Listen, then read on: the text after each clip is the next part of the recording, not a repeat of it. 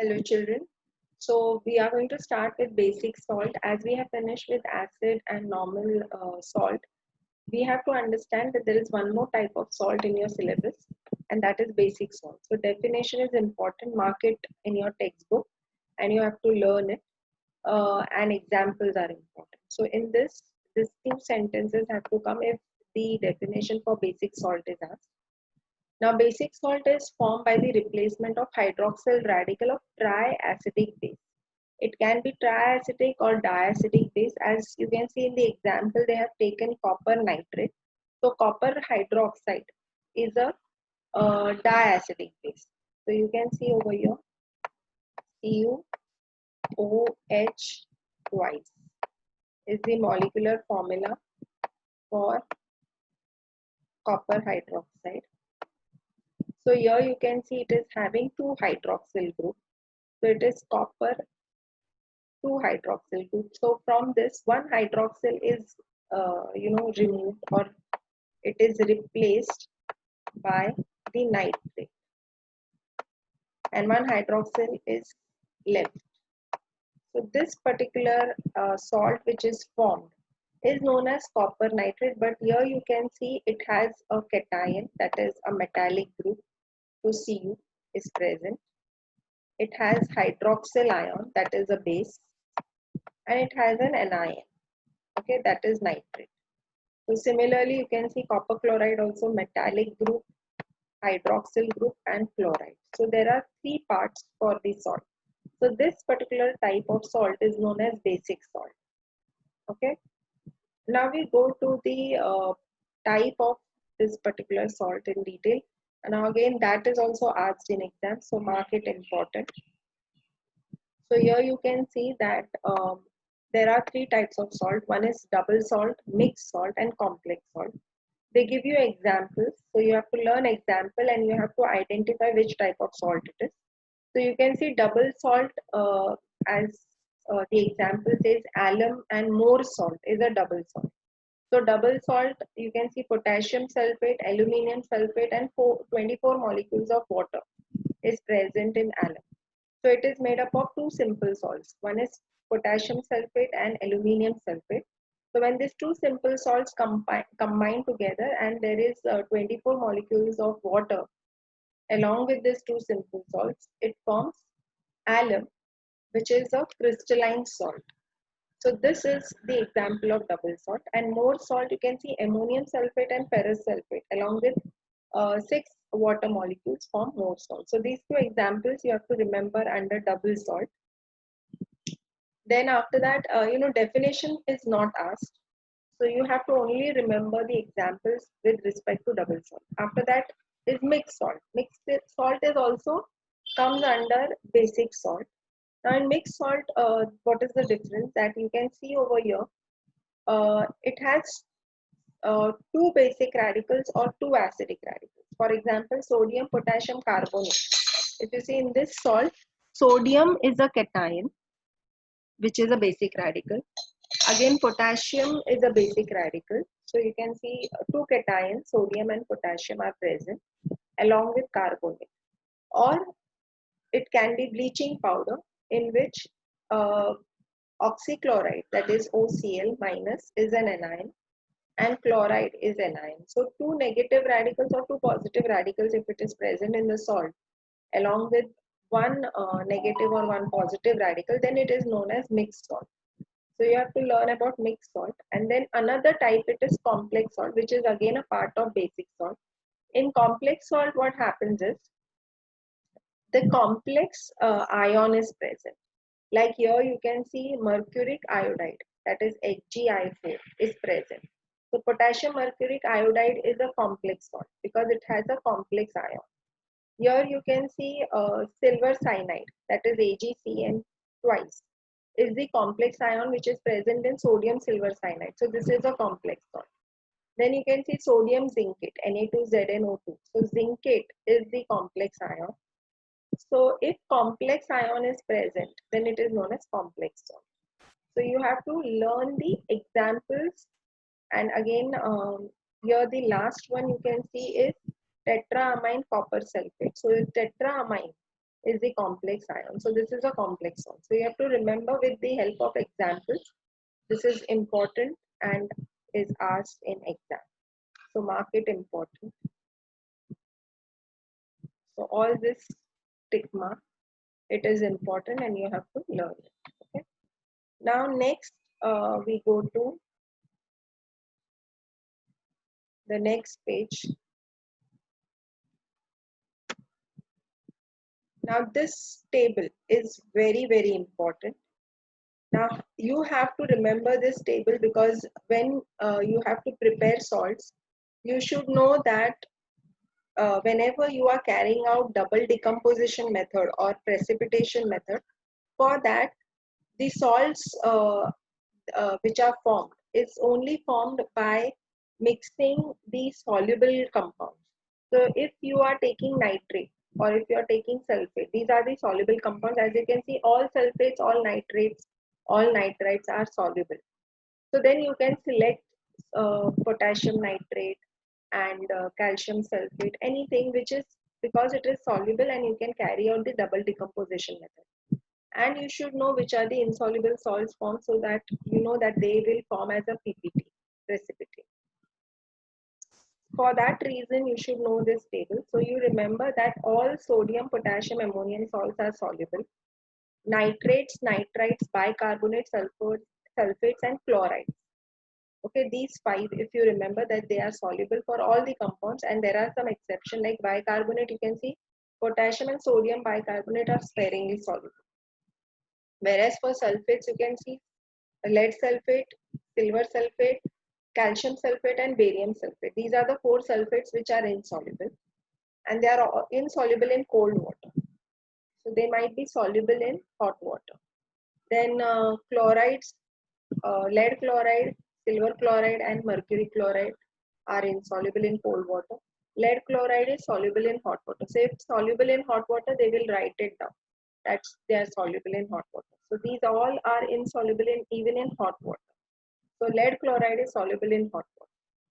Now chlorides, all chlorides are soluble except lead chloride, silver chloride, mercury chloride. Remember this. Then all sulfides, carbonates, oxides, hydroxides and phosphates are insoluble. Okay, but if it is sodium carbonate, potassium carbonate, ammonium hydroxide, all these of sodium, ammonium and potassium are soluble. Just remember this. So this table is very important for you to understand the solubility, and it helps you to make the reaction when you have been given particular salt formation. So that's the reason you should know this table. So I repeat again, you can remember it like this: nitrites, nitrates, bicarbonates, sulfates and chlorides. Remember like this. So nitrites, nitrates, um, bicarbonate, sulfates and chlorides of all the compounds are soluble. There are exceptions. So if you see for nitrites and nitrates, there is no exception. For bicarbonate, it is sodium bicarbonate and potassium bicarbonate, which is sparingly soluble. Then you come to sulfates. So in sulfates, you can see lead sulfate, silver sulfate, calcium sulfate and barium sulfate. These four are exception. And in chloride, lead chloride, silver chloride and mercury chloride. These are exception. Whereas lead chloride is soluble in hot water. So this table you have to remember. I'll tell you how you have to use this particular table for the formation of salt, so which we are going to study in the next part of this chapter. So this table, mark it important. Now after that we go to the next part.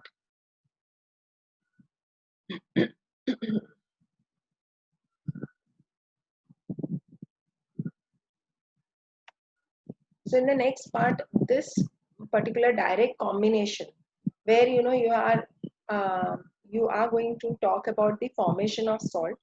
So they will be giving you salt, like for example ferric chloride, and you have to identify what is the type of preparation of this salt. So this is about the preparation of this salt. So page number 49 we have finished. Now we are on page number 50. So from 50, all this reactions you should know, but they won't be asking you direct reaction. They'll be giving you salt, and you have to identify what is the type of preparation. So you have to say direct combination. They will give it as match the column, so you have to identify that. So from this, you have to remember that the soluble salts are chlorides of all salt except that is lead chloride, silver chloride, and mercury chloride. All are soluble. So you can see iron chloride is soluble. Aluminium chloride is soluble. But when you are talking about sulfides, only sodium, potassium sulfide, and ammonium sulfide. These are soluble. Rest all are insoluble. So you can see iron sulfide, zinc sulfide, lead sulfide. They are all insoluble. So this is how you have to identify whether the salt is soluble or insoluble. Okay, one thing. Second thing, now you will see over here that lead, iron chloride, and silver chloride. They are formed, sorry, iron chloride and aluminium chloride, sorry. Iron chloride and aluminium chloride are formed by direct combination or direct synthesis method. Even iron sulfide, zinc sulfide, lead sulfide. So if they give you in the table that zinc sulfide, so you have to identify the type of preparation. So mostly the salt which is given from this table is, one is iron chloride and the other is iron sulfide, zinc sulfide. Mostly these three salts are given, but other than that, you if aluminium chloride and lead sulfide is given, you have to remember that direct combination is the method. After that, we go to the next part of the page. So in the next part, this particular diagram, which is on page number, why I'm going to this page, because for other preparation diagram and preparation details are not there according to the scope. But this diagram is asked in the diagram based question. So you should know about this particular diagram. That's why, I'm showing you this diagram, which is on page number 52 of the textbook. So you can see over here, this is how the arrangement looks. They don't ask you to draw the diagram. They give you the diagram and they tell you, for example, this particular part where, dry chlorine is pumped into the jar. So this is the cylinder where iron is kept, and this iron is red hot iron. So through this chlorine is passed, dry chlorine. So they will give you like they may write over here like this.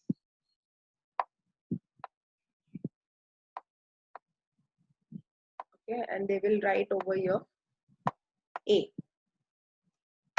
So identify A, they'll ask.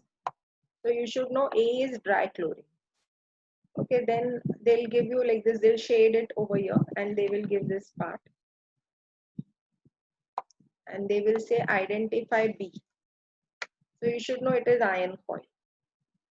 Then over here, when dry chlorine formation is not important, but you should, now this is just for your information because it is there in hydrochloric chapter, that manganese dioxide, when it reacts with HCl, it gives you chlorine gas. This reaction you have learnt in hydrochloric acid chapter. So this particular dry chlorine is sent in the jar where iron coil is heated and they both react, and through direct combination iron chloride is formed. This particular iron chloride which is in the gaseous state goes to this receiver flask, and after that you can see it is passed through this particular uh, compound, that is fused calcium chloride. Now fused calcium chloride is deliquescent. So what it does is it acts like a drying agent and it absorbs all the water molecules which is present in FeCl3, and this is a freezing mixture. So what happens is after water molecules are absorbed by calcium chloride, this particular gas jar only contains dry FeCl3, and through freezing mixture what happens is gas is condensed and you get FeCl3 in solid form. So this FeCl3 is also deliquescent, hence water has to be absorbed, otherwise it will absorb all the moisture. So that's the reason you have to to get the FeCl3 in pure form, as FeCl3 itself is deliquescent. You have learned this in standard 9 that FeCl3 is deliquescent, and that's the reason for the moisture to be absorbed, it is passed through fused calcium chloride. So they will give you a box over here also, and they will say identify A, B, and C. So you should know that this particular compound which is placed in this container is fused calcium chloride, and should not write calcium chloride, it is fused calcium chloride. And why it is placed over here? It acts as a drying agent to absorb moisture from FeCl3, as FeCl3 is a deliquescent substance. Okay, children.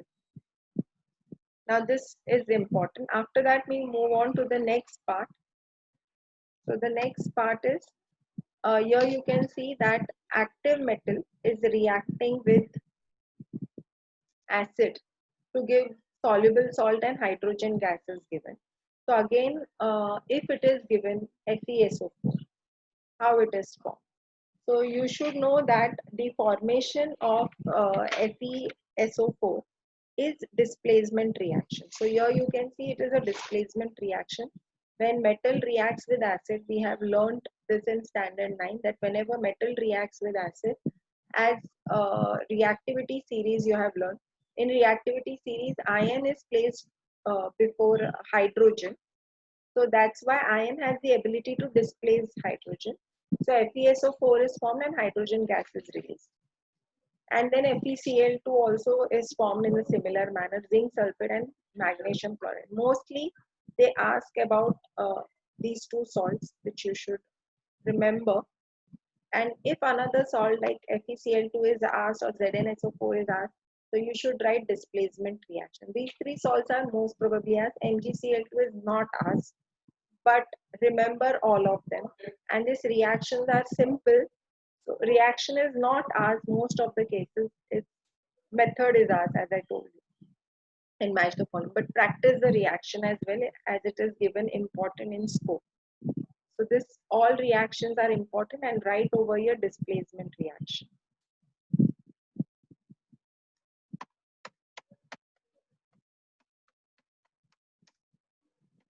Okay, so these salts are formed by displacement reaction. Before that, the salts were formed by direct synthesis. Now we go to the next part. So in the next part, you will see that this is precipitation reaction. Now mostly the reaction which is asked is precipitation reaction. So in case of precipitation reaction, you should know that table you should remember. So why you should remember table? The reason you can see over here, soluble salts you have to take for the reactants. And as the end product, one of the salt which is formed is insoluble. So here you can see, if they ask you, write the preparation for lead chloride or prepare lead chloride. So you should be able to write that lead nitrate and NaCl, when they react, you can take any soluble salt in that case. You can take KCl, ammonium chloride. So it's your choice. You don't have to remember the reaction, but your product should be correct. So here you can see lead nitrate and sodium chloride. As chlorides, all are soluble except 3. So sodium chloride we can select. Nitrate, all nitrate and nitrites are soluble. So we have selected lead nitrate. You can select copper nitrate, anything as you wish. But you know the end product, looking at the end product, you know that the metal is lead. So we are selecting lead nitrate. Lead nitrate and NaCl. So you can see Pb combines with chloride and form lead chloride, which is PPT, and sodium nitrate is formed. So this particular salt precipitate out. And then you can see if they ask you to write the preparation of calcium carbonate. So the salt which is selected, again, it has to be a soluble salt. So calcium chloride as calcium we need, and carbonate. So carbonate, we have learned that all carbonates are insoluble except sodium carbonate, potassium carbonate, and ammonium carbonate. So instead of sodium carbonate, you can select ammonium carbonate also. Okay. So for that reason, you should know the table. That's what I said. For this particular precipitation reaction, you should know table. So here you can write sodium carbonate. or as I told you, potassium carbonate and ammonium carbonate is also allowed.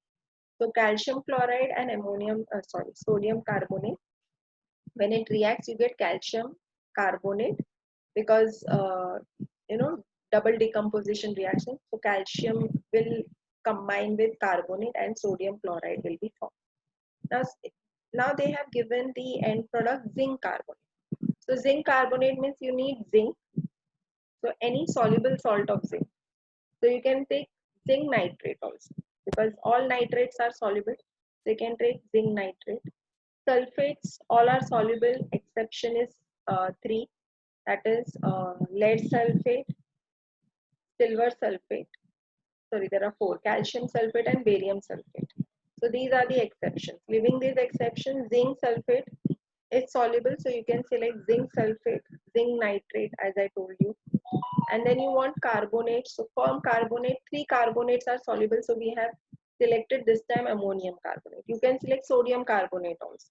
So that's what I said. This particular reaction, when you are writing, it's your choice to write the reaction. But when you are writing, you should know the table properly so that the reactants should be a soluble salt. Now by double decomposition, you can write zinc combined with carbonate. So zinc carbonate and you get sodium nitrate. Okay. Now the salt which you want is lead sulfate. So lead and sulfate group. So you should have sulfate. All sulfates are soluble except four, that is lead sulfate, silver sulfate, barium sulfate and calcium sulfate. So you cannot select these sulfates. You can select any other sulfate. So we have selected sodium sulfate. Okay. After that, for lead we want lead nitrates are soluble. So lead nitrate is soluble. So we have selected lead nitrate. So lead sulfate is formed and sodium nitrate is. So I hope children till here it's clear. So how to write down this particular reaction, for that how table helps you to understand that what soluble salt you have to select. So that solubility table should be learned by you. Okay, now we go to the next part, that is neutralization. So this is how, if they have given you zinc carbonate, calcium carbonate, lead sulfate, so you should know that it is formed by double decomposition reaction. So for this, what you do is you remember these salts. Okay, iron sulfate, iron chloride, zinc sulfate, and magnesium chloride. Now you can see over here mostly carbonate and lead chloride, lead sulfate is there. So your iron, zinc, and magnesium. And over here for direct synthesis, it is iron chloride, iron 3 chloride, aluminium 3 chloride, iron sulfide, zinc sulfide, and lead sulfide. So these salts, you will have to remember that it is for direct synthesis. These particular salts are for displacement reaction, and these salts are double decomposition reaction. Okay. So practice will only help you to understand that which salt is prepared by which method. So write it down again and again. It will help you. Now next is neutralization of an insoluble base. So neutralization of an insoluble base. So in this case, you will see copper sulfate, zinc sulfate, copper nitrate, and lead nitrate they have selected. So this is formed by neutralization process. So copper sulfate mostly is asked like how copper sulfate is formed. So you have to remember that it is prepared by the neutralization. So how neutralization helps to form copper sulfate? So copper oxide, when it reacts with acid, you will see that copper sulfate is formed and water is formed. So this is how copper sulfate is formed by neutralization. So whenever you have insoluble base, as you know that copper oxide is insoluble. Oxides are insoluble. Only sodium oxide, potassium oxide, and ammonium oxide. Ammonium oxide doesn't exist. Sodium oxide and potassium oxide are soluble.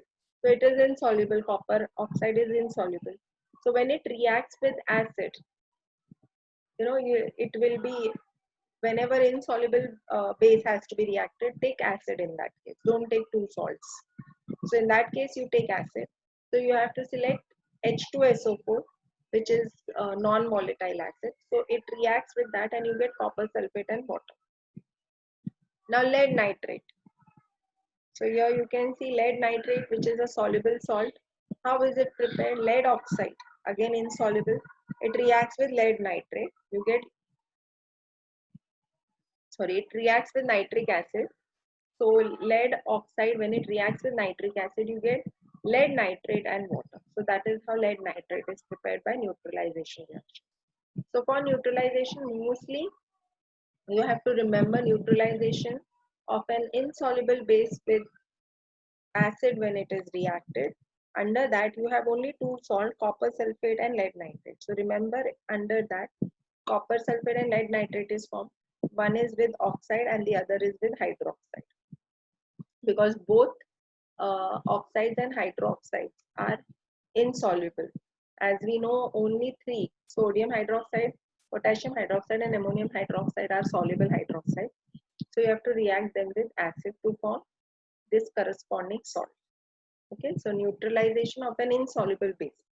They will give you the answers as well to match. So it will come as match the following. Okay, children. Now next part we go to neutralization, that is through titration. So whenever neutralization is through titration, remember that in this case the salts which are there is of sodium, potassium and ammonium ion. The reason is for titration we are using only these three salts. So the salts like which are sodium chloride, sodium nitrate, ammonium chloride, ammonium sulfate, all these salts are formed by neutralization or titration. So sodium salts, ammonium salts and potassium salts, if it is there in the list, remember they are formed through titration. Okay, so learn this all three. So you can see acid and base reacts to this salt and water. So it is simple, but you should know that titration means these three salts, sodium, potassium and ammonium. And neutralization of insoluble base, it is copper sulfate and lead sulfate. Sorry, lead nitrate, copper sulfate and lead nitrate. You can see over here.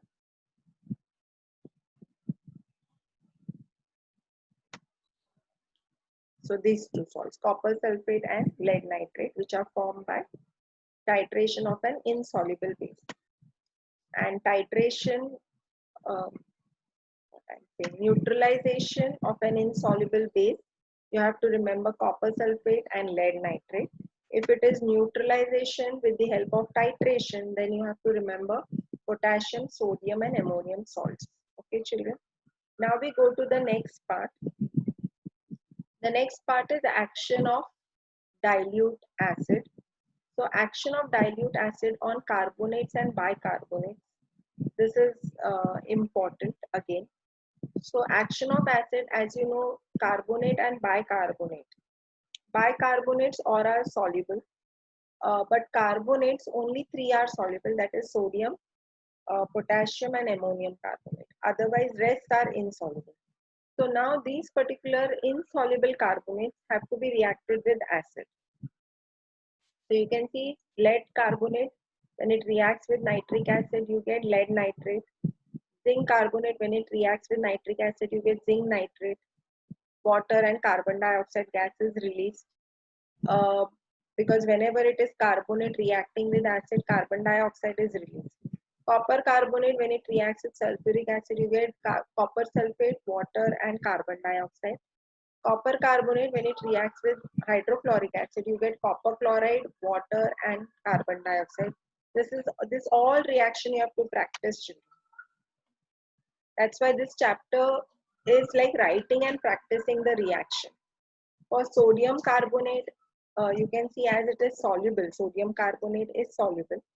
So when it reacts with acid, you get sodium sulfate, water and carbon dioxide. Now sodium carbonate, instead of this reaction, you can write any other reaction to get the corresponding salt, as it is a soluble carbonate. So you don't have to worry about this. Even ammonium carbonate. Instead of acid, you can react it with any other salt to form the corresponding salt.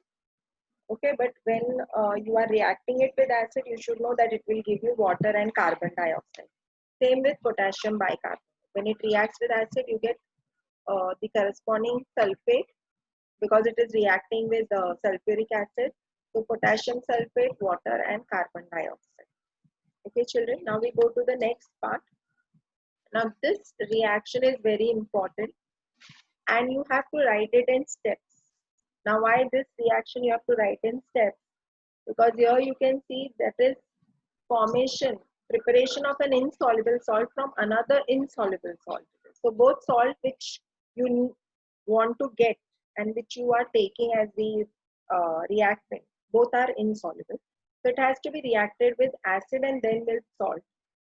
Now, why you cannot directly react with acid to get this particular salt? Like for example, if you want lead chloride, why it has to be taken in two steps?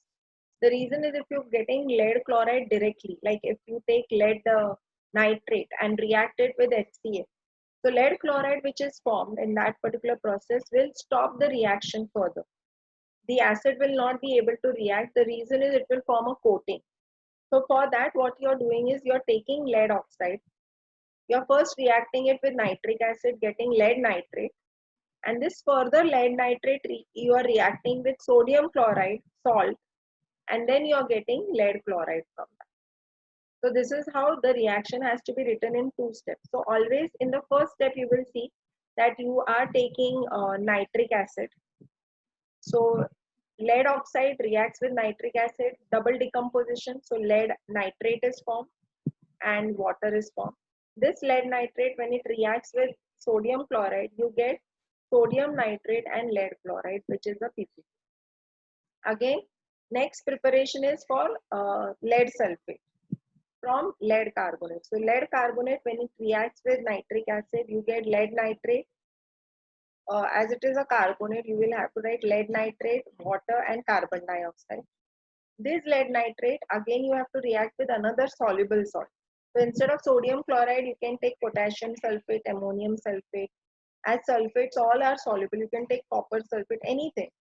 Okay, for double decomposition reaction. But you know, it's easy to take what is given in the textbook. So take sodium chloride and sodium sulfate, which is a easy thing to remember, that as sodium, potassium and ammonium, all salts are soluble. So lead nitrate reacts with sodium sulfate and again you can see double decomposition.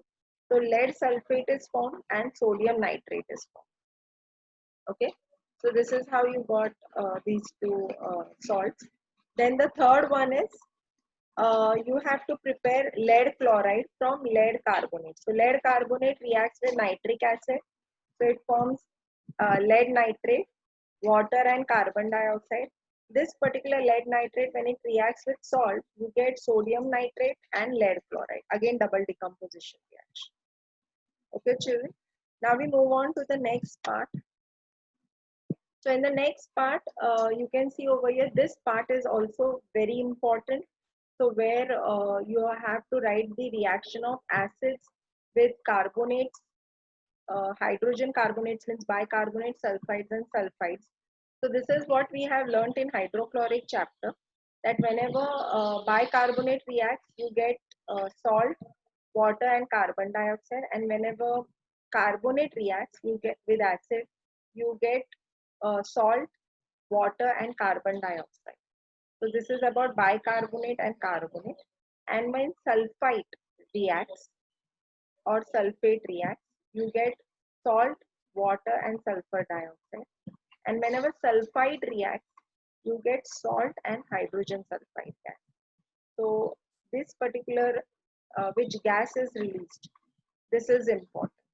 Okay, this will be asked in the name the following or MCQ. So you have to know that whenever sulfide reacts with acid, hydrogen sulfide is given off. Whenever sulfite and sulfate reacts with acid, you get sulfur dioxide gas. When carbonate and bicarbonate reacts, you get carbon dioxide gas. So this is the same thing which we have learnt in other acid chapters, that is sulfuric acid and hydrochloric acid. Okay, children. So this is the important part from this chapter which you have to learn and practice. So once you practice it again and again with different examples, questions, then you will get a hang of it. Okay. So if you have any doubt, please do ask. Thank you, children. We have finished this chapter now.